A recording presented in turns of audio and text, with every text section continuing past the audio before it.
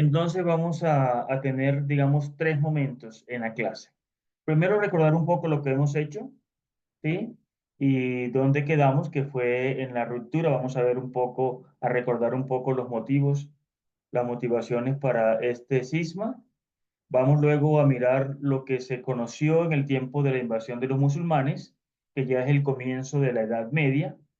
Ahí vamos a mirar un poco lo que se desarrolló en las cruzadas y cómo empieza también a debilitarse un poco los patriarcados y viene a quedar uno solo, el de Constantinopla, como el más importante. Luego vamos a mirar cuál es la iglesia, cuáles son las características de la iglesia en la Edad Media, ¿sí? Que es una edad bastante interesante. Y por último, vamos a mirar que dentro de esa Edad Media, en ese tiempo, se da pues la ruptura de, digamos, aparece Lutero y se da lo que conocemos como la Reforma y después viene la Contrarreforma.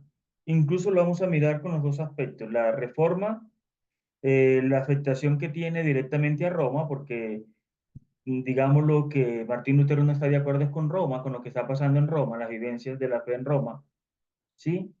Y luego cómo responde la iglesia a eso. Y también, digamos, en cierta manera se da un coqueteo del luteranismo hacia la iglesia ortodoxa. Y Lutero, al ver que fue una iglesia que se separó, ¿sí? Dice que ahí ve un caldo de cultivo para que ellos se puedan, digamos, unir.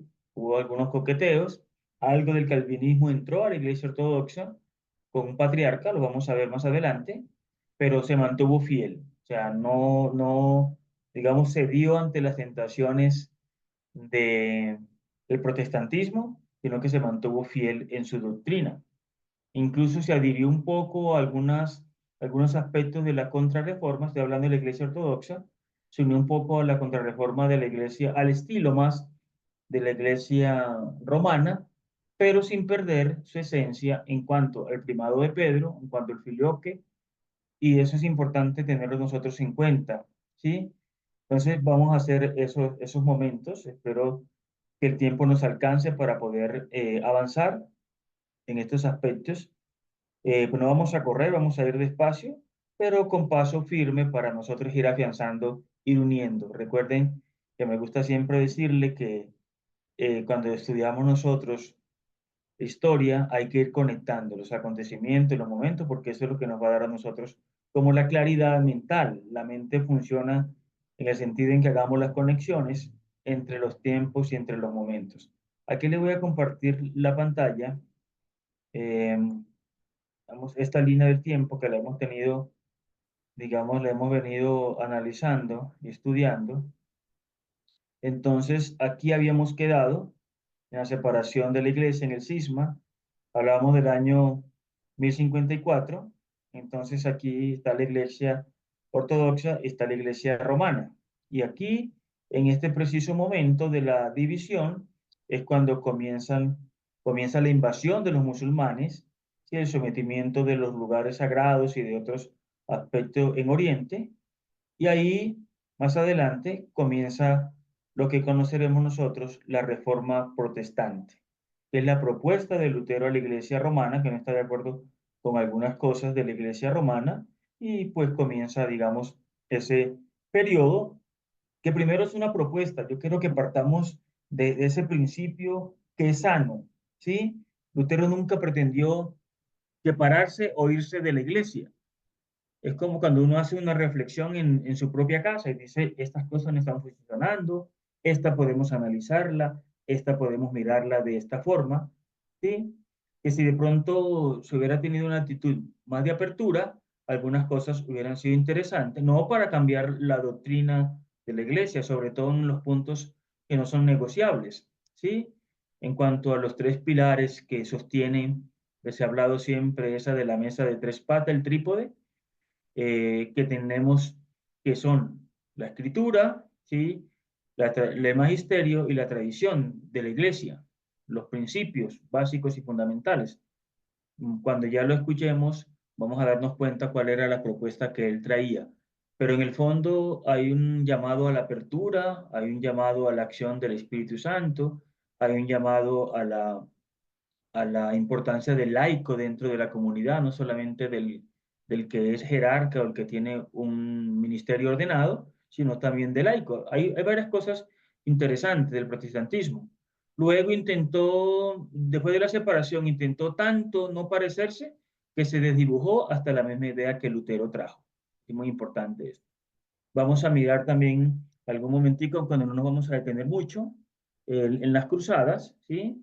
Las cruzadas, pues el Papa, digamos, quiere recobrar los lugares sagrados, pero también aprovecha algunos de esos movimientos para asumir, digamos, terreno o posiciones que los ortodoxos habían ya, digamos, habían estado y también se mantienen en ese sentido. Quiero que siempre nos acerquemos a la iglesia sin, digamos, sin indisponernos, sin predisposiciones, ¿cierto?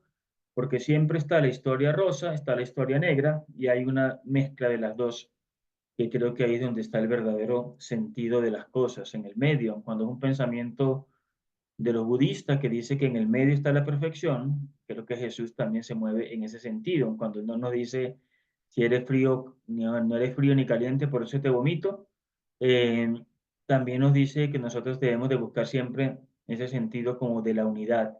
Y la unidad no es ceder yo mi posición. La unidad es ser capaz de conciliar en aquellos que se puede conciliar, de asumir y de aceptar aquellos que no podemos. Vamos entonces a recordar un poco sobre eh, el cisma. Yo quedé ese día, la última vez que nos vimos, quedé con un sin sabor, porque a veces nos da la impresión que el cisma solamente ocurrió en el año 1054. No, el cisma se venía ya cocinando desde alrededor del año 850, con, digamos, con las primeras situaciones que se presentaron. Se pudo en cierta manera evitar, ¿sí? Pero luego, pero ya había quedado, digamos, resquebrajada esta relación de alguna manera, y por eso quiero que recordemos en qué se había basado y cuáles son las situaciones que podemos aprender. Voy a compartir la pantalla otra vez, pero vamos a ver un video de 4 minuticos que nos va a ayudar a entenderlo mejor.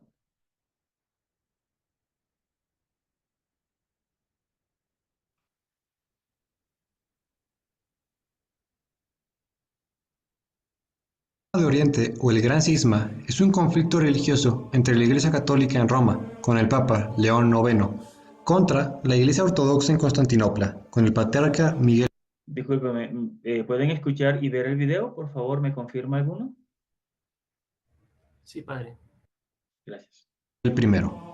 Es un conflicto religioso entre la Iglesia Católica en Roma, con el Papa León IX, contra la Iglesia Ortodoxa en Constantinopla, con el Patriarca Miguel I. Estos se excomulgaron mutuamente, llevando una fractura dentro de la Iglesia. Bienvenido a Católico Digital. Hoy hablaremos sobre el Cisma de Oriente.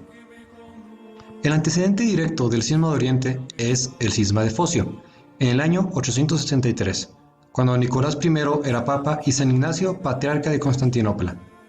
San Ignacio negó públicamente la comunión al tío del emperador bizantino Miguel III, porque éste vivía en pecado público. El emperador enfadado despuso a San Ignacio como patriarca y puso a un laico de su corte, Focio. El papa Nicolás I, al enterarse de la situación, rechazó este nombramiento por ser Focio un simple laico y por ser una forma de cumplir los caprichos del emperador. El papa decidió tomar medidas y excomulgó a Focio y al emperador bizantino. Estos, a su vez, rompieron relaciones con el papa, rechazaron su autoridad eclesiástica y excomulgaron al papa Nicolás I. El cisma de Focio acabó en el 867, 3 años después de que iniciara, cuando el emperador Miguel III fue derrocado, por lo que se despuso a Focio y se restituyó el patriarca legítimo Ignacio, por lo que las iglesias orientales y occidentales se reconciliaron. Fue este un pequeño cisma, la antesala del cisma de Oriente 2 siglos después. Durante el siglo VII, los musulmanes conquistaron Jerusalén, Siria y Egipto, destruyendo las iglesias locales y dejando sin patriarcas aquella zona oriental, por lo que el patriarca de Constantinopla adquirió más poder como referencia de autoridad eclesiástica en Oriente, haciendo que éste se convirtiera en un mini papa para aquella región. Son tres los motivos principales por los que sucedió el Gran Cisma. El primero es la tensión entre la Iglesia Occidental y el Papa con la Iglesia Oriental y su patriarca.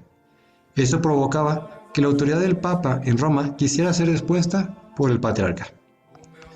El segundo es la fórmula Filoque, una frase agregada al credo que dice "y del Hijo", dando a entender que el Espíritu Santo no solo proviene del Padre, sino que procede del Padre y del Hijo. La Iglesia Católica aceptó esta modificación, mientras que la Iglesia Ortodoxa no. El tercero es la diferencia de los calendarios litúrgicos, pues la celebración de la Pascua en Oriente y Occidente eran en diferentes días, llevando a una disputa por tener la razón. Estas diferencias llevaron a que el Papa León IX y el Patriarca de Constantinopla, Miguel I, se excomulgaran mutuamente, sentenciando así la primera ruptura severa dentro de la Iglesia en 1054. En los siguientes años, hubo intentos por partes de ambas iglesias por reconciliarse y dejar atrás sus diferencias, pero esto no fue posible pues existía un mutuo repudio. En los últimos años, múltiples iglesias orientales han decidido aceptar la universalidad del Papa y unirse al credo católico. Estas son llamadas iglesias orientales católicas. Algunas de estas iglesias no se separaron de Roma en el cisma, otras surgieron de divisiones en la Iglesia Ortodoxa y algunas son iglesias nacionales de Oriente. Y a partir del Concilio Vaticano II, en 1962, la Iglesia Católica y la Iglesia Ortodoxa han tenido múltiples encuentros y acercamientos. Por ejemplo, en 1965, el Papa Pablo VI y el Patriarca Atenágoras I cancelaron las excomuniones mutuas realizadas por sus predecesores. Y antes de que te vayas, te invito a que te suscribes y actives la campana para que no te pierdas de ninguna noticia del canal. Bueno, quería pues recordar estos puntos que son fundamentales, son necesarios tenerlos en cuenta, que desde mucho antes ya se venían dando alguna ruptura o algunas cosas que no se estaban de acuerdo. Ahí arrancan pues los dos pulmones que la Iglesia Católica tiene, la Iglesia Católica Romana, digamos, y la Iglesia Católica Ortodoxa, ¿sí? Pero ya le hemos quedado con la Iglesia Ortodoxa y con la Iglesia Católica. A veces nosotros nos podemos confundir en el uso de esos términos. Es muy importante tener en cuenta que no se busca, ¿sí?, que una reconozca a la otra. ¿Por qué? Porque las otras, cada una, perdón, en sí misma, son válidas, son reales, vienen de la misma tradición apostólica, son iglesias históricas, son iglesias reconocidas.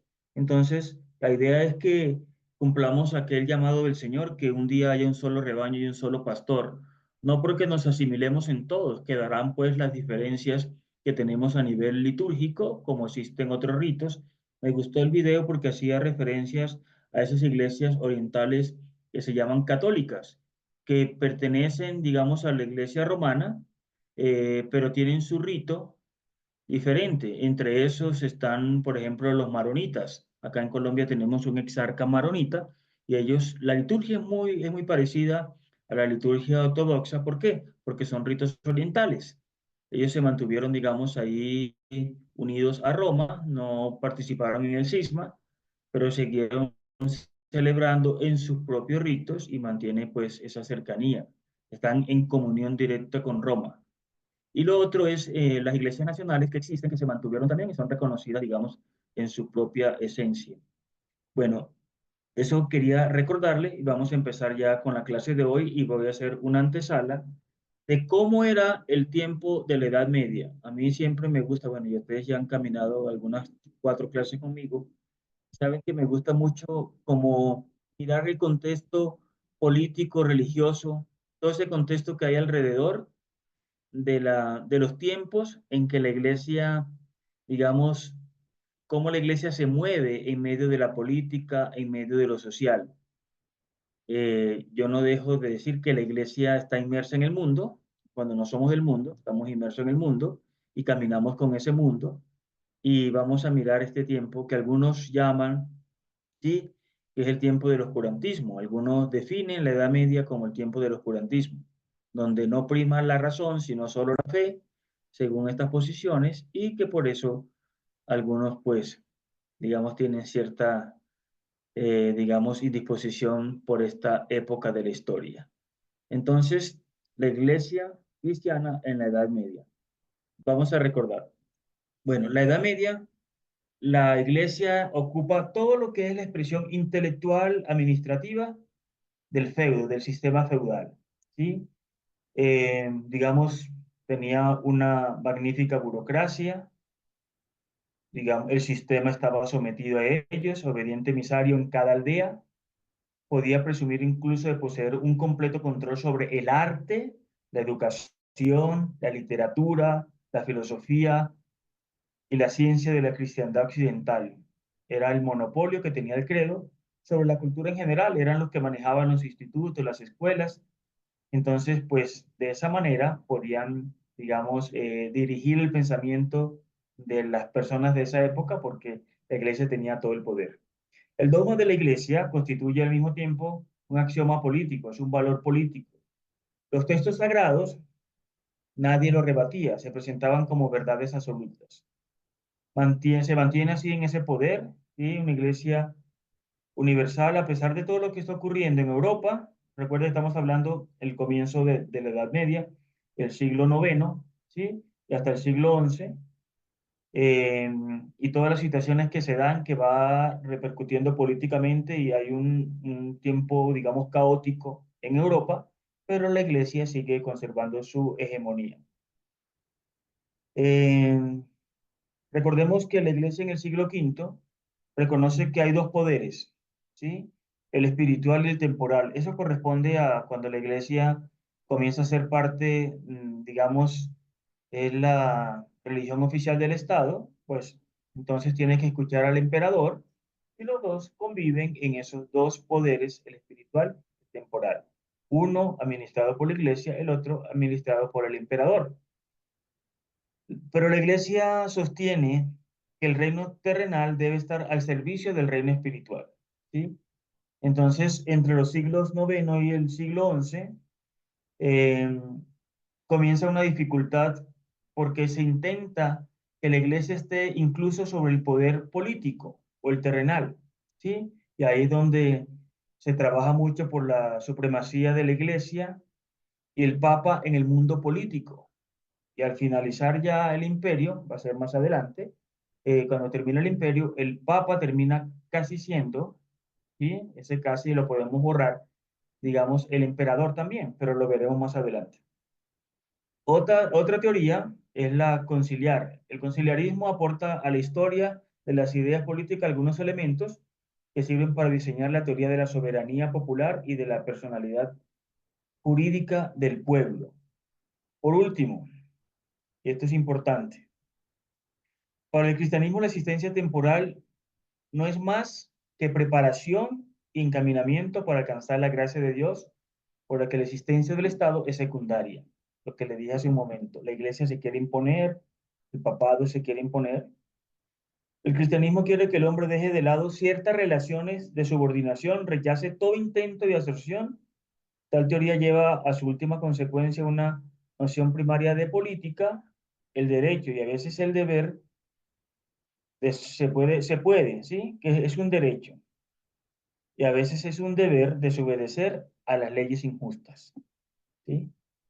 Entonces, aquí tenemos a Santo Tomás de Aquino que aparece, que defiende en cierta manera el derecho a la resistencia de aquellos que nos oprimen. En el contexto medieval influyó mucho su pensamiento. Entonces, acá está una iglesia que está luchando por el poder, digamos, espiritual, pero que hace uso del poder político para poder lograrlo, usurpando incluso las funciones políticas. Entonces, ese es el tiempo en donde dice que la razón poco se usa, que solamente la fe se impone. Conocemos algunas películas sobre esto, conocemos algunos libros. Digamos que el conocimiento estaba escondido, reservado para algunos, incluso hasta donde leer un libro, el que intentara leerle un libro podía morir porque sus páginas eran envenenadas, con el romanticismo de En nombre de la rosa, el famoso libro, el famoso texto, y la película que nos hacen, digamos, un dibujo claro de la época, ¿sí? Entonces, eso quiero que lo tengamos en cuenta. Pero entre esos dos momentos viene una situación que es importante recordar. Se han dividido ya la iglesia romana y la iglesia ortodoxa y comienza pues a aparecer los musulmanes que comienzan a invadir todo lo que es Oriente, ¿sí? Todos los que son los patriarcados comienzan a debilitarse y el patriarcado de Constantinopla, lo que conocemos hoy nosotros como Estambul, es el que comienza a, a surgir y tiene un poder. Recordemos que el imperio tenía dos grandes ciudades, ¿sí? Estambul, bueno, pues Constantinopla en ese entonces, y Roma, con la división pues del imperio y con la división también que influye un poco, digamos, de las dos iglesias, eh, los dos quedan debilitados en cierta forma. Cuando llegan los musulmanes, comienzan a atacar la parte de Oriente. Roma quiere en cierta forma ayudar a que los musulmanes no se roben todo el territorio y empieza el tiempo de las cruzadas. Pero en el tiempo de las cruzadas también sirvió que ya en esa ruptura que había, Roma intentara quedarse también con algunos, digamos, de estos sitios históricos del cristianismo. Entonces, ese es al comienzo, muy al comienzo de la Edad Media. También podemos nosotros mirar esa parte, lo quiero que lo veamos en un video, es muy cortico también, donde vamos a mirar, aquí nos llegó Adriano otra vez, donde vamos a mirar un poco nosotros qué fue lo que ocurrió, ¿sí? Con el momento de las cruzadas, por qué se dieron las cruzadas, cómo afecta esto a, digamos, a lo que conocemos nosotros como los patriarcados y cómo el patriarcado de Constantinopla se convierte en uno de los principales y cómo los otros van, en cierta forma, perdiendo un poco, digamos, su importancia o al menos su reconocimiento. Por eso, por mucho tiempo, incluso todavía hoy, en cierta forma, el patriarcado ecuménico de Constantinopla es tenido en cuenta, ¿sí? Pero vamos a mirar un poco las cruzadas acá. Voy a compartir la pantalla para que miremos en qué consistió las cruzadas y cómo las cruzadas se convierten en el momento ideal, ¿sí? Para que aparezca entonces ese deseo de Roma de también estar presente en el lado oriental.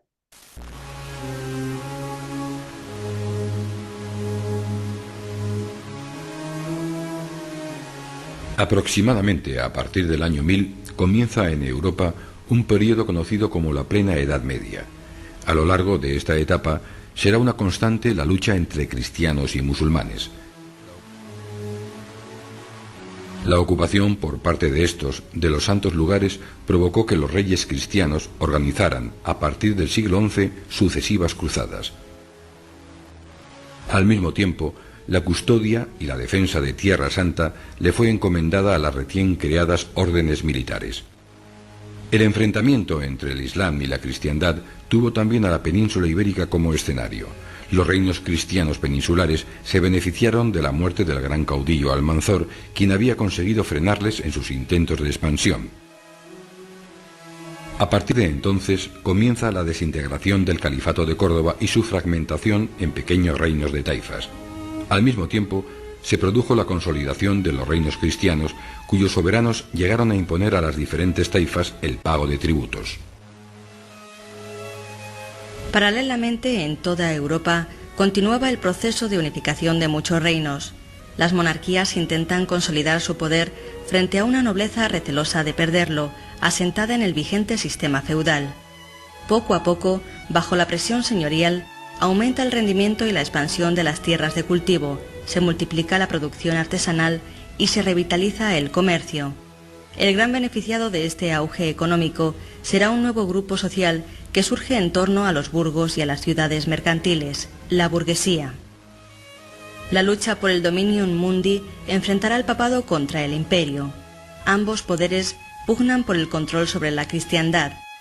Los papas quieren sumar a su poder sobre las almas el control sobre las vidas y haciendas de los hombres y los reinos, lo que es considerado por los monarcas como una intromisión. El enfrentamiento permanente entre cristianos y musulmanes, entre papado e imperio, o entre los nobles, harán que el edificio de mayor relevancia en la época medieval sea el castillo. Este debía ser una construcción inexpugnable para el enemigo y solía situarse en un terreno elevado, rodeado de un profundo foso, estando construido principalmente en piedra. Fuertes murallas y torres defensivas le otorgaban un aspecto inaccesible. La expansión de la Iglesia cristiana medieval se plasmó en varios aspectos. Por un lado, se extendió el culto a las reliquias, lo que a su vez provocó el encumbramiento de los más importantes centros de peregrinación europeos, como Santiago de Compostela. El trasiego de peregrinos en el norte de la península ibérica significó un gran desarrollo para la zona, pues fueron levantadas iglesias, hospitales, puentes y lugares de reposo. Por otro lado, las órdenes religiosas crecían y se consolidaban. La expansión de las órdenes les llevó a convertirse en auténticos señores feudales, controlando tierras y servidores. Otro papel importante desempeñado por las órdenes religiosas fue el de contribuir a la renovación litúrgica y la difusión de los artes románico primero y gótico después, que se expanden desde Francia. En ambos casos, aunque especialmente en el segundo, el máximo exponente es la catedral, lugar donde tenía su cátedra el obispo. El gran desarrollo de las ciudades y la vida urbana hará que las ciudades rivalicen en la edificación de grandes catedrales, cuya construcción puede prolongarse más de 100 años. A partir del siglo XIII comienza la llamada Baja Edad Media. Durante esta centuria y la siguiente se desarrollan importantes transformaciones políticas en una Europa que vive con intensidad la Guerra de los 100 años y la crisis política y religiosa que supone el Cisma de Aviñón. Los diferentes países europeos inician una rápida transición hacia el Estado moderno, cuyos orígenes se manifiestan durante la época medieval. El gran desarrollo comercial que caracteriza esta época es posible gracias a múltiples factores. El transporte marítimo alcanza un auge sin precedentes, encabezado por las ciudades portuarias del Mar del Norte y del Báltico, así como por las ciudades-estado italianas y las del Reino de Aragón. Otros factores de desarrollo económico son el incremento del transporte terrestre, la celebración de importantes ferias como las de Champán en Francia o Medina del Campo en España, o la creación de fórmulas modernas de actividad bancaria como la letra de cambio. La gran beneficiada de este proceso de auge económico será la burguesía, que basa su prestigio social y económico en la producción de manufacturas y su comercialización.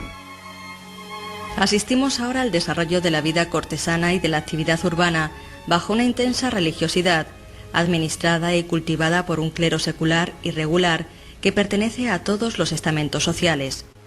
La religión está presente en todos los aspectos de la vida y sobre todo a la hora de la muerte. Las tumbas exteriorizan la situación social y económica que tuvo el difunto en vida. La sociedad bajomedieval se organiza en estamentos definidos por su estatuto jurídico y por sus funciones sociales.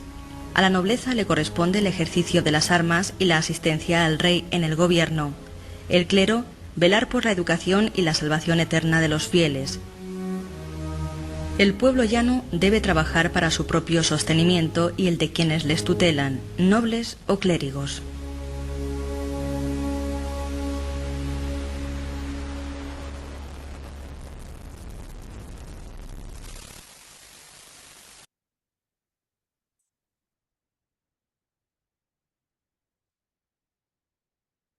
En ese contexto es donde se viene a desarrollar más adelante lo que conoceremos nosotros como la Reforma Protestante. Sí, recordemos que digamos, el apellido protestante se lo da la Iglesia, ¿sí? En cierta forma es una revisión de vida, le decía al comienzo de la clase, que lo que pretendía Martín Lutero no es para salvar el pellejo, ni mucho menos, sino para ser fiel a la historia. Al comienzo lo que deseaba era que se analizara en la iglesia ciertas situaciones que se habían dado, ¿sí? O que se estaban dando, que no correspondería al querer inicial de la fundación de la iglesia que Jesucristo quiso, ¿cierto? Ya se han pasado varios momentos, ya se ha pasado por la cuestión del imperio, sí, con Constantino, ya se ha pasado por todos estos momentos de división de la iglesia y comienza un cuestionamiento al interior de la misma iglesia. Recordemos que la iglesia ortodoxa en ese tiempo, pues ella sigue su propia vida, ¿sí? Digamos, más en Oriente, separado de Occidente, separado de Roma. Sin embargo, pues se escuchan siempre lo que está pasando en un lado y en el otro. Y cuando Martín Lutero hace la propuesta, hay diferentes, digamos, apreciaciones frente a Martín Lutero y las 95 tesis. Sí, incluso hay la historia que las clavó allá en el palacio, que lo colocó pues al frente, sí, como desafiante, puede ser cierto, sí, digamos, hay fotos y dibujos, pero es una forma de decir, aquí están, ustedes mirarán, sí, o verán si las observan, si las escuchan, si las aceptan, sí o no. Es muy importante tener en cuenta eso, ¿cierto? Como en otros pasajes por allá también cuando nos narran, por ejemplo, la visita de San Francisco al Vaticano, hablar con el Papa, ¿sí? Hay algunos que narran que el Papa se baja y le besa los pies, otros dicen que es imposible, ¿sí? De pronto hay movimientos del corazón que pueden ser ciertos, pero también nosotros le colocamos ciertas florecillas a las historias para colocarle dignidad. No es que dude de que haya ocurrido eso, pero tampoco un acontecimiento verídico como colocarlo por cierto. Se llama la agiografía, creo que es el término, espero no estarlo diciendo mal, que es la historia real, ¿sí? Y la historia que se tejen alrededor de personajes y sobre todo de la vida de los santos, que hay en algunos momentos que necesita uno detenerse en lo que ocurrió y en el mensaje que nos transmite. Entonces vamos a entrar a la reforma protestante, ¿sí? Vamos a mirar este personaje interesante, Martín Lutero, vamos a mirar y vamos a ubicarnos también en una situación con relación, es en el momento en que se está construyendo el Vaticano, ¿sí? Se están colocando las bases del Vaticano. Habían en ese tiempo algunas normas entre esas, y por eso la apertura que le decía que en algunas historias colocamos anécdotas que pueden ser ciertas y otras no, que el Papa decía, el alma del difunto sube al cielo cuando la moneda que echas en la ofrenda toca la caldereta y suena. Al caer la moneda, el alma sube al cielo. Dicen que se decía así, puede ser de otra manera, y esa fue una de las cosas que Lutero quiso de pronto, eh, digamos, corregir, porque él buscaba era corregir. Algunas cosas quería también imponer, ¿sí? Pero, digamos, la primera intención era corregir aquellas situaciones que no se estaban dando bien. Entonces, vamos a ver este video de Martín Lutero. Vamos a entrar a este personaje. Este es un video muy didáctico. Y luego vamos a mirar otras posiciones sobre el personaje y a entrar a lo que se considera como la contrarreforma. Y voy a hacer un aporte. Estuve buscando, indagando mucho cómo afectó esto a la iglesia ortodoxa, si era que no estaba tan cerca, si le afectó de alguna manera, y encontré algunas cosas interesantes que vamos también a mirar después del video. Entonces, acá está, sin más preámbulo, la reforma protestante, la propuesta de Martín Lutero y su influencia en la iglesia hasta el día de hoy. Se conoce como Reforma Protestante al movimiento religioso dentro del cristianismo iniciado en el siglo XVI por un monje alemán, Martín Lutero. Sus postulados produjeron un gran cisma en la Iglesia católica, lo que dio origen a numerosas iglesias que hoy agrupamos bajo la denominación de protestantismo. Un acontecimiento de primera magnitud que cambiaría para siempre la historia de Europa. ¿Quién era Martín Lutero?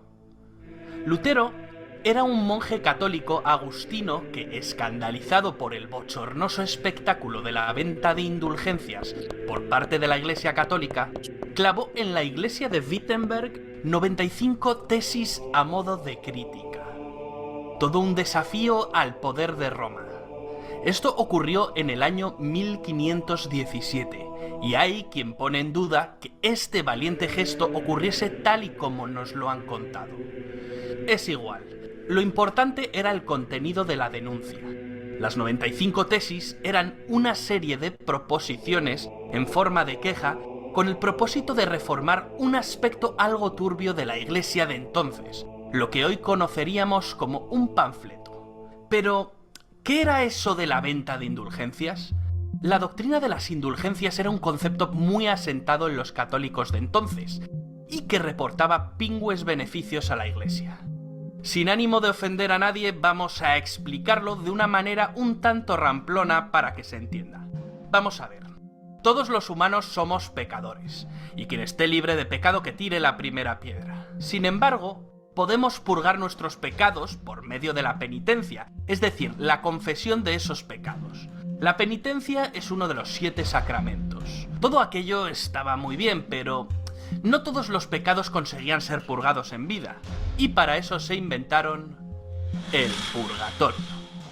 Un espacio, bueno, no es un espacio físico, sino un estado transitorio entre el mundo de los vivos y el reino de los cielos.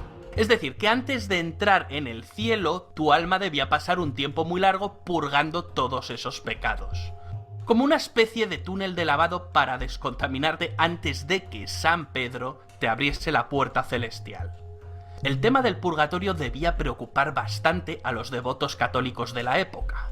El objetivo era el cielo, pero eso de pasarse 30 o 40 años en un espacio de tránsito no físico tenía que ser bastante aburrido.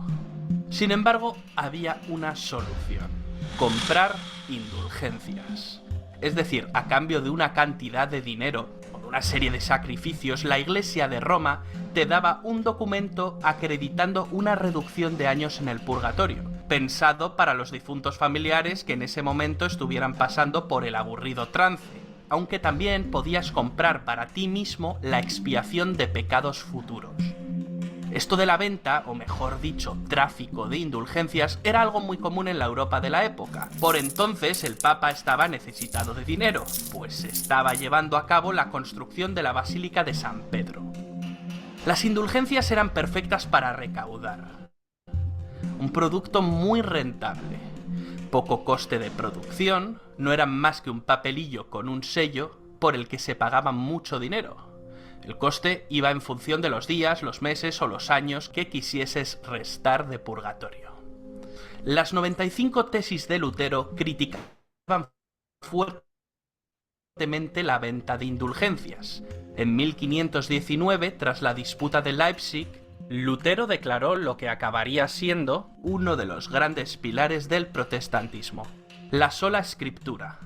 El monje alemán abogaba por volver a los orígenes. Todo lo que no estuviese en las Sagradas Escrituras no podía ser interpretado a voluntad.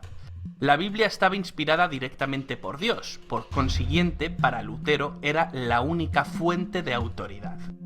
Esto era algo bastante peligroso. Por ejemplo, el purgatorio no aparece ni en el Antiguo ni en el Nuevo Testamento. Lutero había destapado una de las vergüenzas de la Iglesia y por lo tanto era un incordio. Que no una gran preocupación, pues la herejía no era nada nuevo en el seno de la Iglesia. Aún así, en 1521, el Papa de Roma publicó la bula Decet Romanum Pontificem, excomulgando a Lutero. Incluso ese mismo año, el emperador del Sacro Imperio Romano Germánico, Carlos V, le llamó al orden. Y nada, no hubo manera de meterle en vereda. Para los católicos, Lutero era un hereje, un delincuente. Por ello se prohibió la lectura y posesión de sus escritos. Todo esto lo que hizo es darle más publicidad al monje alemán. La batalla estaba servida, y Lutero supo manejarse muy bien con la propaganda. Otro alemán, Johannes Gutenberg, había inventado la imprenta unos años antes. La imprenta fue el gran aliado para difundir las ideas de Lutero y para poner a caldo a la Iglesia católica. Las palabras de Lutero recorrerían Europa y surgieron otras voces contestatarias: Zuinglio, Calvino, Incluso el monarca inglés Enrique VIII aprovecharía para separarse de Roma y crear su propia iglesia, la Iglesia Anglicana.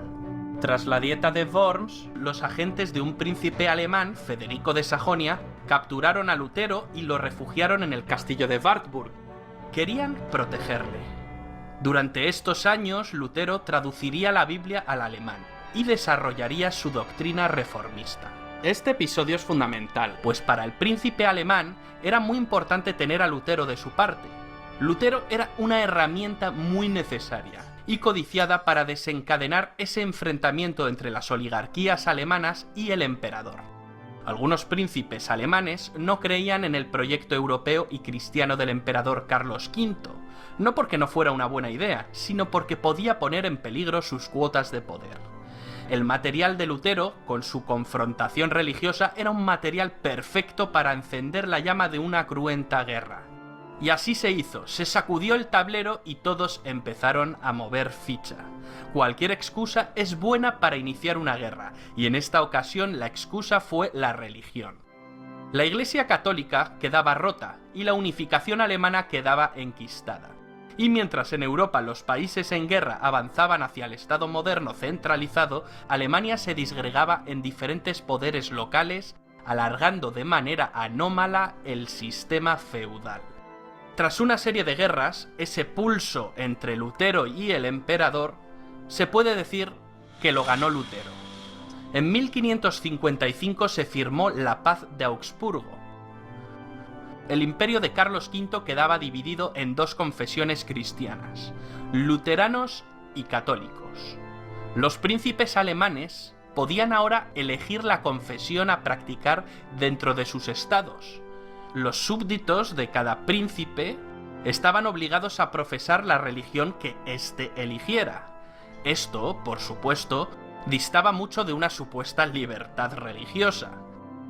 La intolerancia religiosa dentro de los estados protestantes fue un hecho. Y como dice la profesora Elvira Roca Barea, y como hemos anticipado antes, no es verdad que el protestantismo trajese el progreso. Todo lo contrario, el Sacro Imperio se quedó anclado en la Edad Media hasta el siglo XIX. Pero ¿cuál fue la reacción de la Iglesia Católica tras la Reforma Protestante de Lutero? La reacción fue lo que se conoció como la Contrarreforma Católica. Pero eso ya lo contaremos en otro vídeo.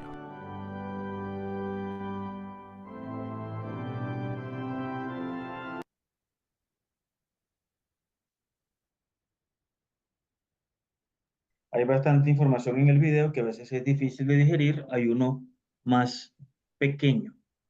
Quiero que tengamos en cuenta dos cosas. La intención inicial fue buena, ¿sí?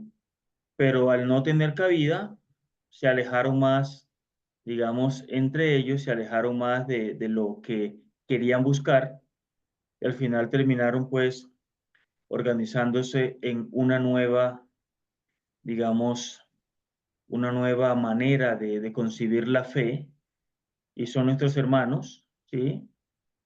Que cada día fueron sacando más elementos propios de la Iglesia Católica Romana y también pues podemos decir de la Ortodoxa porque digamos en ese comienzo había sido poco antes la división y las cosas se habían mantenido solamente por la división entre el primado de Pedro y el filioque, pero también ellos comienzan a rechazar los sacramentos, digamos de 7 quedan en 2, que son la comunión, bueno, el bautismo pues, que es propio de todos los cristianos, y lo que ellos le llaman la comunión en la Santa Cena, de una manera completamente diferente, dista un poco, digamos, bueno, un poco no, dista mucho en su esencia, porque para algunos de ellos no es el cuerpo de Cristo, es un, digamos, un simbolismo, no la celebran diariamente, la celebran una vez al mes, también, digamos, en los elementos que utilizan son diferentes a los elementos que utilizamos nosotros en la iglesia en general, el pan sin levadura, ¿sí? Digamos, ellos no toman vino, digamos, con alcohol, cuando el nuestro es bajo en alcohol, sino que utilizan el jugo de uva. Ingrid, tienes una pregunta. Padre, y con respecto a las indulgencias que hablamos ahora, actualmente, Me pregunta si existen. pues partiendo de lo que Sí, partió Martín Para Lutero, comprarlas, para comprarlas. entonces decía que, bueno, no sé, pues tomándolo sí. literal como el video que dice que a través del papel y se ganaban indulgencias, y entonces las indulgencias de las que hablamos hoy día. Sí. Bueno, pues digamos, cuando se habla hoy en día de las indulgencias plenarias, nunca se cobra por ellas, ¿sí? Que son momentos especiales, digamos, en la Iglesia Católica Romana, pues, y en otras denominaciones. Por ejemplo, creo que ahorita a comienzos de diciembre se va a abrir la Puerta Santa, ¿sí? eh, y se gana indulgencia. También la Iglesia Católica Romana dice que si se va a ciertos templos el Jueves Santo, que es decir, se te borran aquellas faltas, ¿sí? Bueno, pues la Iglesia Católica tiene una doctrina que habla del reato de pecado. ¿Qué es el reato de pecado? Que cuando uno se confiesa, ¿sí? Digamos, se le perdona los pecados que uno confesó, sin embargo, queda la mancha, digamos, de que ese pecado existió. Es como si tú tuvieras una herida y fuera donde el médico te la sana, pero queda la cicatriz.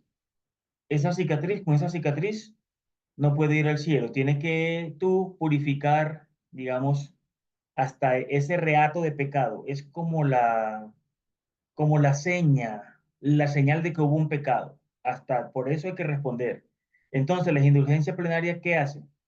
Hasta esos reatos de pecado se te quitan si tú cumples con lo que la iglesia te dice que debes de hacer. Pero estas no se compran. O sea, hoy en día no se venden las indulgencias. ¿Sí? Digamos, por ejemplo, en el caso de la iglesia, se manda a celebrar la Eucaristía por el eterno descanso de alguien, dando que su alma está en camino hacia el cielo. Pero no se está diciendo, te compro los 200 años que va a durar en el purgatorio, y por eso el video es un poco sarcástico. Dice, se inventaron el purgatorio, ¿sí? O sea, y después inventaron las indulgencias. Eh, entonces es importante tener en cuenta que hoy en día no existen las indulgencias en ese sentido. Y esa fue una de las grandes críticas. Yo no sé si vieron la manito con la moneda que yo le había explicado antes, ¿sí? De la moneda que cae en el cepillo del templo, ¿sí? Donde se recoge la ofrenda. Ahora nosotros sabemos que la ofrenda yo la hago por la donación, la contribución de sostenimiento del culto, ¿sí? Se llama incluso, ¿cómo es? Estipendio, el monumento en alguna parte o el estipendio, el derecho de estola, por lo que la palabra dice en otra parte frente a los ministros que el que trabaja en el altar, que viva del altar, ¿sí? Para decir que se dedique a las cosas de Dios. Pero no existen las indulgencias, digamos, en el sentido como se daban en el tiempo de Martín Lutero. ¿Alguna otra pregunta? Gracias, Padre. Interesante, ¿no? ¿Habían escuchado esto antes? ¿Estas No, cosas? para nada. No, No, señor. señor. Sí, muy interesante. Y bueno, también existió por un tiempo que se compraban las investiduras. ¿A qué me refiero? Para ser obispo, hubo un tiempo en que también se pagaba, ¿sí? Cierto dinero y se compraban. Por eso las familias ricas eran los que más tenían, digamos, sacerdotes, obispos, porque lo podían comprar.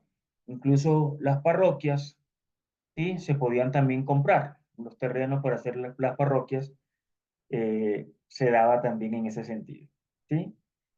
Quiero que conozcamos un poco más a Martín Lutero en un video que se llama ¿Quién, qué y por qué? ¿Sí? Que dirá uno, sí, era un monje, ¿sí? Que estaba por ahí en su convento y de dónde saca todas estas ideas y de dónde viene y por qué, ¿sí? ¿Cuál es, digamos, el sentido de oponerse al papado? Porque ese fue un reto al papa. En Alemania siempre ha habido, digamos, estos brotes de cisma.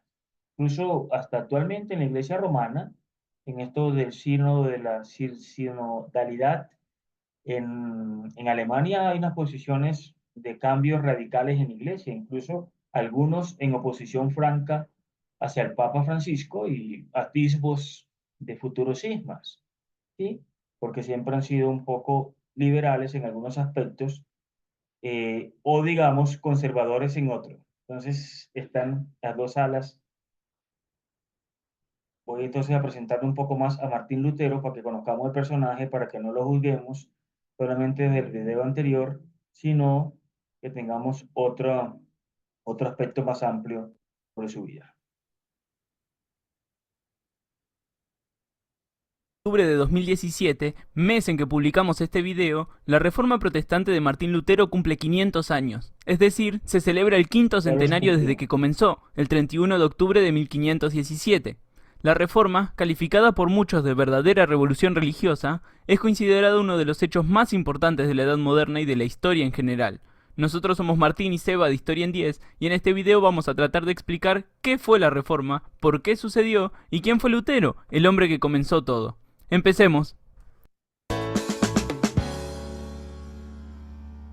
Se conoce como Reforma Protestante en un sentido amplio al proceso fundamentalmente religioso que comenzó en el Sacro Imperio Romano Germánico a principios del siglo XVI y que se extendió luego al resto de Europa.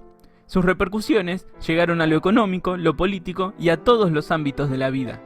A partir de las críticas de Lutero, quien comenzó la Reforma Protestante y de quien hablaremos más tarde, muchas personas y otros reformadores tomaron sus ideas y las oportunidades que creó para desarrollar sus propias posturas. De esta forma, nos encontramos con la fragmentación de la unidad del cristianismo que predominaba desde la Edad Media.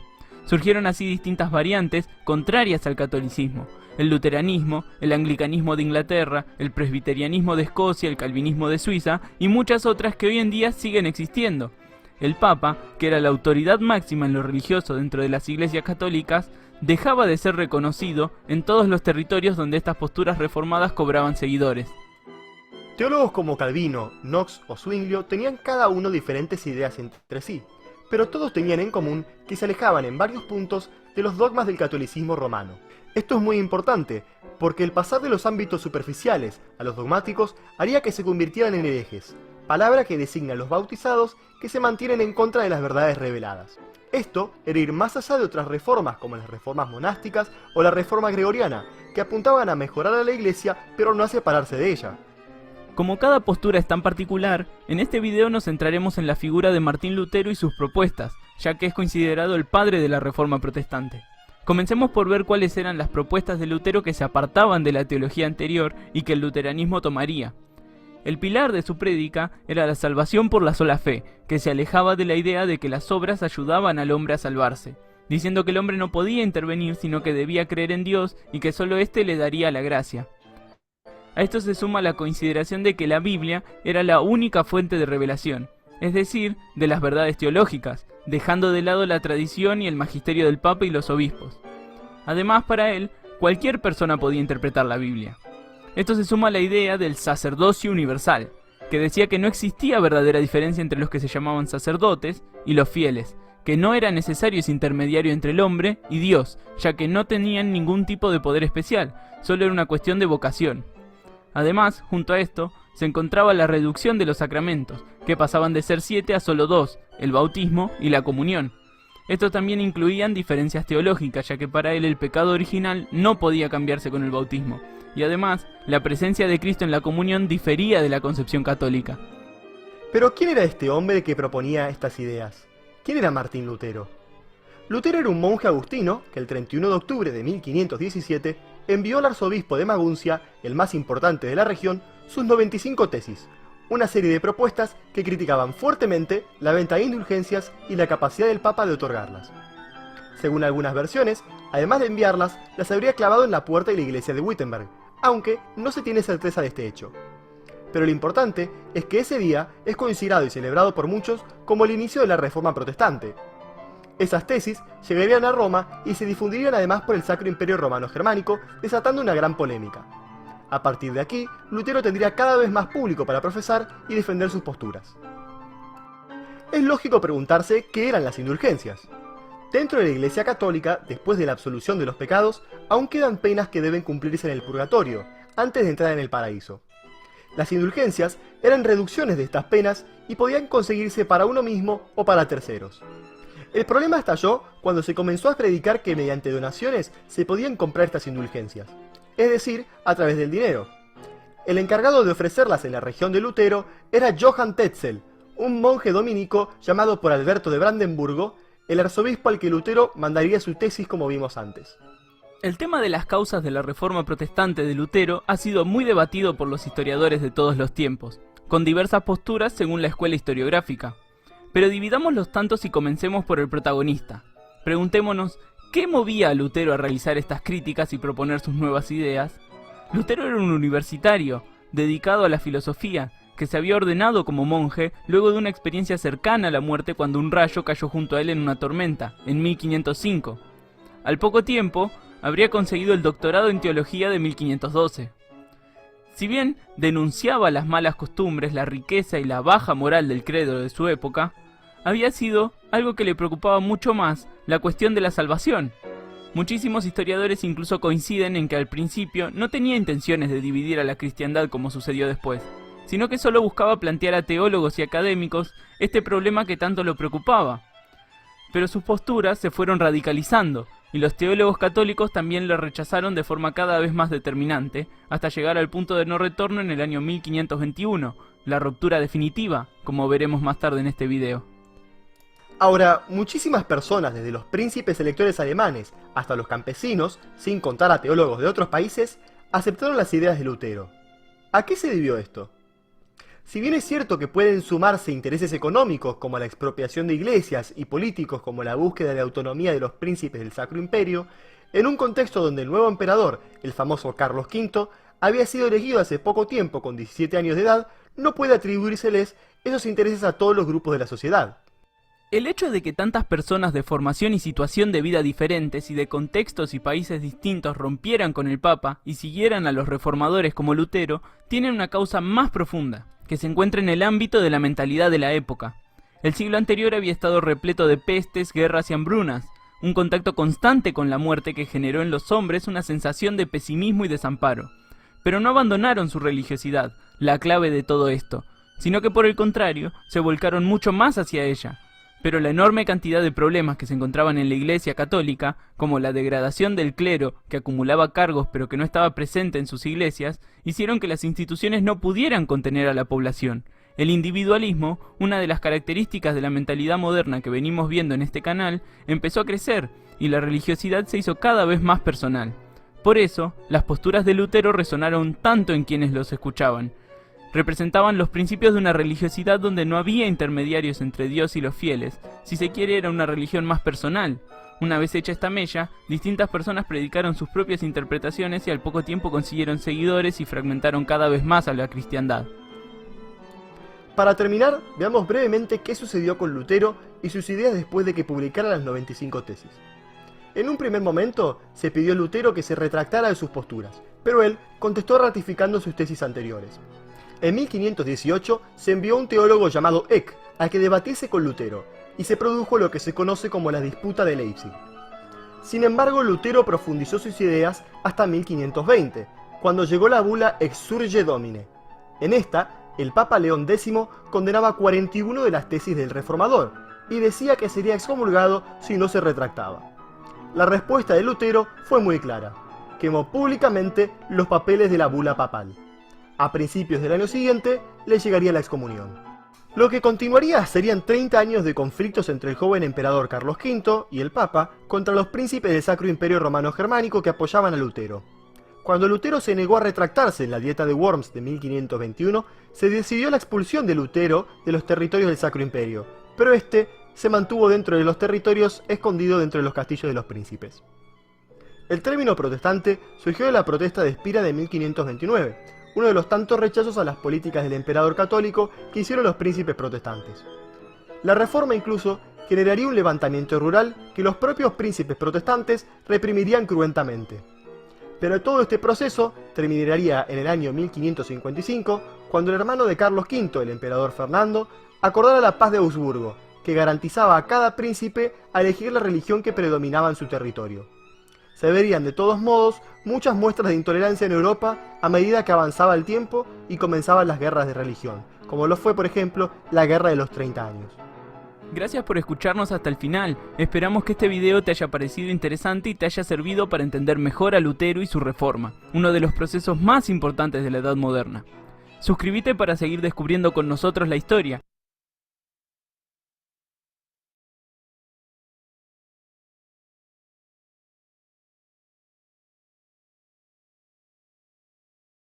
No lo escuchamos, padre. Padre, está allá. Ok.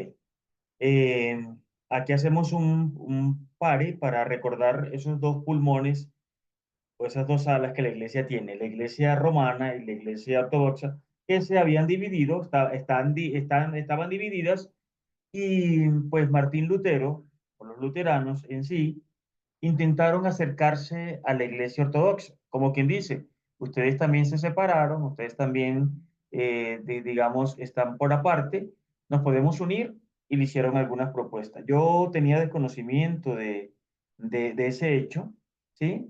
Y pues hay algunos argumentos y escritos donde dicen que Martín Lutero empezó a conocer un poco a los ortodoxos y empezó a acercarse, ¿sí? Entonces empezó a escribirles porque intentó de alguna manera persuadirlos a decir, si Roma está contra ustedes, ¿sí? Porque al comienzo fue así, también está contra nosotros. Vamos a reunirnos y uno se une, pues, digamos, al enemigo, o sea, se une al amigo para estar los dos con un enemigo común. Entonces empezaron una serie de cartas. Quiere ser un poco fiel a la narración. A medida que el clima religioso alemán se iba recalentando por las ideas radicales de Martín Lutero, ¿sí? Él quería ir más allá de Alemania, no se quería quedar en Alemania, sino que quería ir más allá. Entonces intentó persuadir al que en ese entonces era el patriarca en Constantinopla, se llamaba Josafat II, en el año 1555. Él, el patriarca, decía qué está pasando en Occidente, cómo está reaccionando la iglesia, porque a pesar de estar separados siempre se habían considerado hermanos. Entonces, pues él mismo delega a un diácono para que vaya y hasta Wittenberg, en Alemania, a darse cuenta qué es lo que está pasando y que le traiga un informe, ¿sí? ¿Qué está pasando con todo esto? Dicen que cuando él regresa, trae una copia de las confesiones de Augsburgo sobre todo este proceso. Entonces, además, le mandaron una carta. Martín Lutero le manda una carta explicándole un poco que lo que él estaba haciendo y que si quería unirse. ¿Qué hace el patriarca Josafat? No responde esa carta, ¿sí? A veces la respuesta más elocuente es el silencio. Bueno, otra vez intenta eh, y le escribe nuevamente y le explica uno a uno las razones por las cuales él está, digamos, separándose de la iglesia. ¿Qué hace el patriarca? El patriarca le responde con su doctrina, ¿sí? Y rebatía cada una de esas propuestas que él hacía. Pero todavía insistiendo más, Martín Lutero le mandaba a decir que podía adaptar algunos de sus postulados a un acercamiento con la ortodoxia para que pudieran estar juntos. Y todavía sigue refutando el patriarca, ¿sí? Y dice que no, que su doctrina es la doctrina de la iglesia, que lo único que no comparte son dos puntos, digamos, en generales. Luego vienen otros patriarcas, patriarca Jeremías segundo, etcétera, etcétera, etcétera, y la ortodoxia se mantiene alejada de esta propuesta reformista. Pero hay un capítulo, ¿sí? De otro patriarca, el patriarca Lucaris. Lucaris había sido, digamos, un patriarca de llegar a ser patriarca, había sido el representante, digamos, era muy diplomático. Entonces, era un hombre de mucha cultura era un hombre que, que le gustaba mucho el estilo de vivir en Occidente, ¿sí? Concretamente, en su conocimiento sobre Italia, Padua, le gustaba ese estilo de vida. Y cuando estaba en esas regiones donde se fue a vivir, antes de ser patriarca, pues conoció a la propuesta de Calvino. Calvino es el otro, pues, que se une a esta gesta de Lutero del protestantismo. Vamos a mirar algo de Calvino la próxima vez. Entonces, le parece como algo interesante, algo nuevo, se entusiasma con alguna de las ideas, ¿sí? Y cuando ya es patriarca, asume alguna de esas posiciones, ¿sí? Em, Comienza pues a acercarse y asume, como ya les dije, estas doctrinas y se aparta un poco de lo que es la ortodoxia. Pero en el poco tiempo en el que estuvo, él sí profesó en cierta forma, digamos, la doctrina calvinista. Intentó adaptarla, ¿sí? Por eso es, en algunos momentos en la Iglesia Ortodoxa, es rechazado. Incluso hay unos pocos escritos de él que se mantiene porque piensan que fue alguien que traicionó a la ortodoxia, ¿sí? Eh, bueno, cuando ya él muere, viene ya el siguiente patriarca, Melesios, y Melesio hace que desaparezca todos estos, digamos, eh, estos atisbos de acercamiento entre el protestantismo y la ortodoxia. Entonces, sí hubo, digamos, bueno, el nombre completo era Cirilo Lucaris, ¿sí? Eh, Hay una obra que él escribió donde asume el calvinismo que se llama Confession Fidei, la confesión de fe. Es un libro extenso, pero pues esto no, digamos, no fue una doctrina asumida por la ortodoxia, era el acercamiento que tuvo, digamos, este patriarca y que luego fue, ustedes saben que cuando algo se rechaza en la iglesia, se dice que es anatema, o sea, se maldijo lo que él había propuesto y sí quería como, digamos, eh, que tengamos en cuenta eso. Y hay muchos personajes, hay dos especialmente, Pedro Moguila, ¿sí?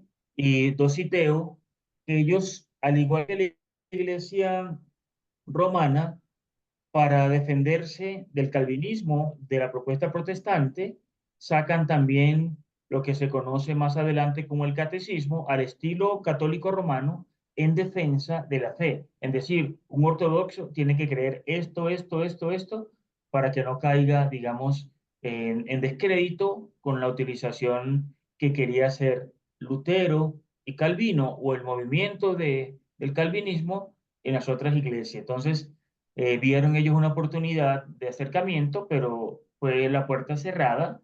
Se ha mantenido siempre fiel a la sana doctrina, ¿sí? Y es lo que nosotros tenemos que tener en cuenta. Luego miraremos el papel preponderante también que en la contrarreforma católica se va a tener también en la Iglesia Ortodoxa. ¿Alguien había abierto el micrófono? ¿Quiere preguntar algo? Bueno, creo que Ingrid tiene abierto el micrófono. Bueno, vamos a ir cerrando el día de hoy. No nos alcanzó para la contrarreforma, pero creo que tenemos bastantes elementos para luego mirar qué hizo la iglesia cuando vio que no pudo calmar, ¿sí? Digamos, la propuesta protestante de Martín Lutero, porque además esto sirvió de caldo de cultivo para la división política y de algunos estados y decir, ah, bueno, ya tenemos dos opciones. El que quiera ser, digamos, protestante lo puede hacer, pero es el príncipe el que decide en su territorio. Entonces eso sirvió para que el protestantismo se expandiera tanto como se ha expandido. Yo creo que su trabajo es interesante, digamos, son nuestros hermanos, hay que tener mucho respeto por ellos y trabajar en conjunto, en comunión, en ecumenismo. A nosotros la Iglesia Católica nos enseñó que hay que odiarlos, que hay que señalarlos, que hay que hablar mal de ellos.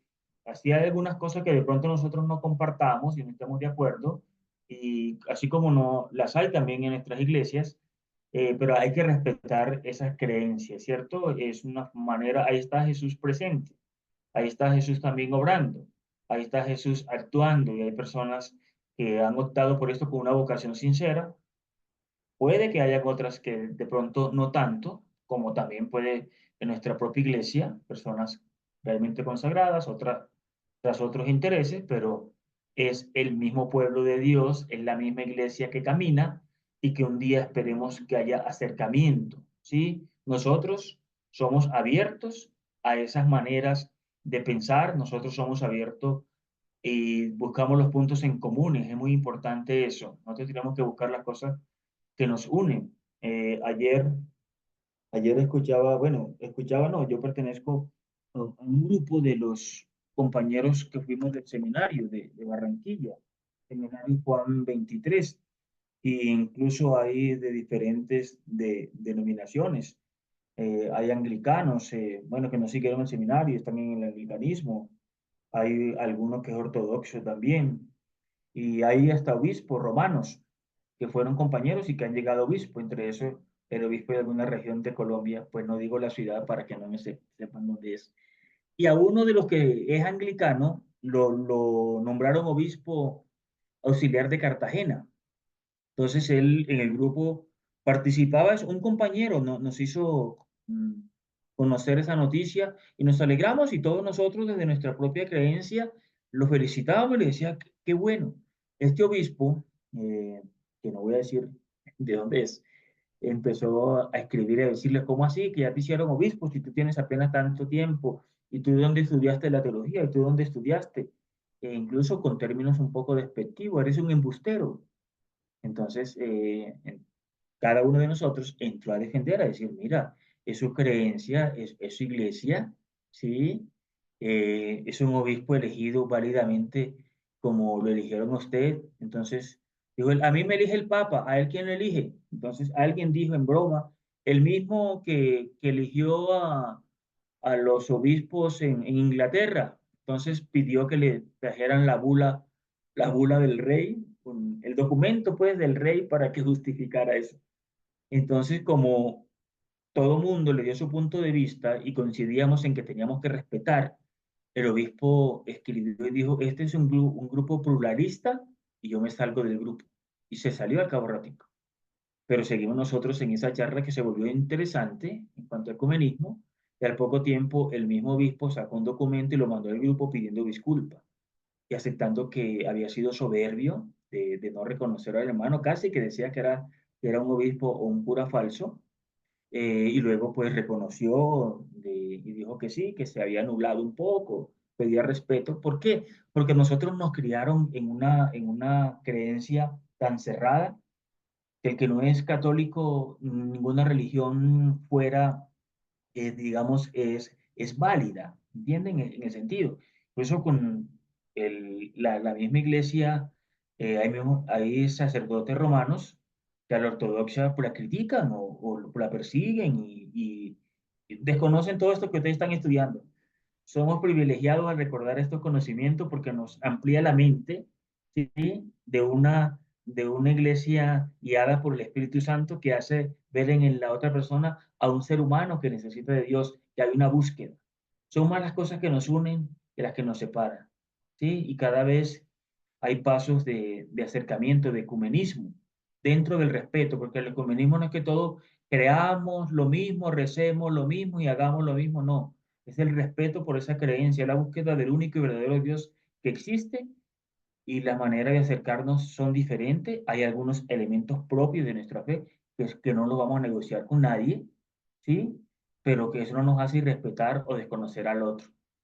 Entonces, eso quería participarle también, que ayer tuve, digamos, esa situación ahí con los compañeros del seminario, donde también hay casados, algunos que no son sacerdotes, sino que son personas que se casaron y están en su familia, pero compartimos la oración diaria, compartimos momentos de reflexión que son interesantes y quería compartirle también esto para que abramos nuestra mente.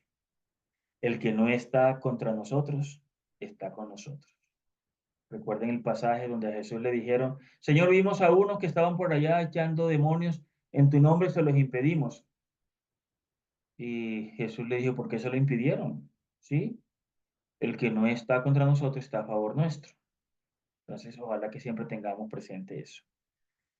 Quiero pues terminar la clase en este momento invocando la protección de la Santísima Virgen María, ella que es la Señora, la elegida por Dios, la que dijo sí, la que concibió la gracia en su vientre para estar sin pecado, para que en su vientre se formara el que iba a traer la salvación al mundo, el Jesús que nos une, que nos llama a caminar unidos, que nos llama a vencer las tinieblas del mal, del enemigo presente en el mundo.